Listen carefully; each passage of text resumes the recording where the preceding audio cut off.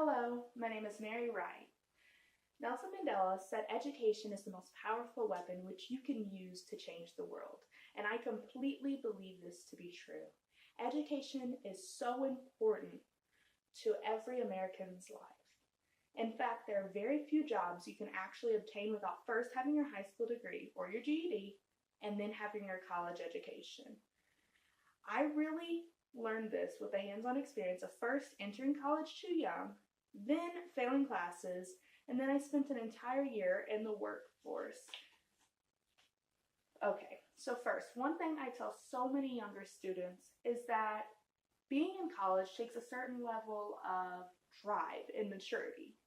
Well, when I entered college, I did not have either of those. I guess I sort of had drive. I had graduated high school a year early, so I was only 16. I entered college, and I started to immediately focus on the social aspects of college. Looking at my friends who wanted to go out and party, they were of course much older, ranging from 18 to 21. I still lived at home with my mom and had a curfew on the other hand. So I started to get down once I first got into college. I went to my classes, I did the motions of a college student. I was still doing kind of what I was supposed to do, but without actually putting in any effort. So I wasn't exactly passing my classes. I lacked the maturity. Well, the next semester, I didn't really mature much more. I had turned 17, and that didn't really help. As we know, 17-year-olds aren't exactly more mature. And I started to skip classes.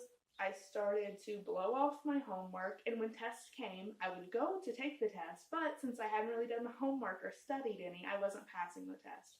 It wasn't until the end of the semester that I actually realized that this could be a problem.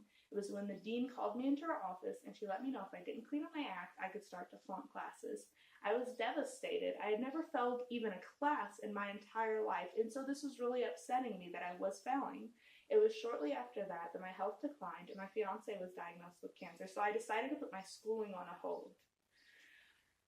After I put schooling on hold, I immediately went into the workforce and started working any job I could find without having my college degree.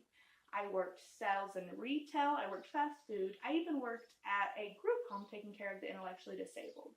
Nothing against anybody who works at these jobs because some people may love them, but it just wasn't for me. It wasn't what I wanted to do. I started to feel miserable, depressed even, about what I was doing. I was jumping job to job. After a year, my fiance finally was in remission, and I had to plan my next steps. It took me a while to decide, but finally I got back into school, and I'm overjoyed. Education is really important, not to just every American, but to myself. None of my family, my mom, my father, anybody has ever gone to school, so this is a really big thing for me to be able to get my degree. It's very important to me. So, to conclude, I worked really hard to get to college, but after I got there, I didn't take advantage of the opportunities I was given. And I spent an entire semester blowing off my classes until I was actually called into the dean's office. Then I spent an entire year in the workforce, basically reaping what I sow and facing the consequences of not taking college seriously. And I learned a valuable lesson that when you go to college and you're given the opportunities and the grant money and the scholarships, it's very important that you take advantage of that. So, I am the first person to go to college in my family, and I will be the first person to obtain my degree. My name is Mary Wright. Thank you for listening.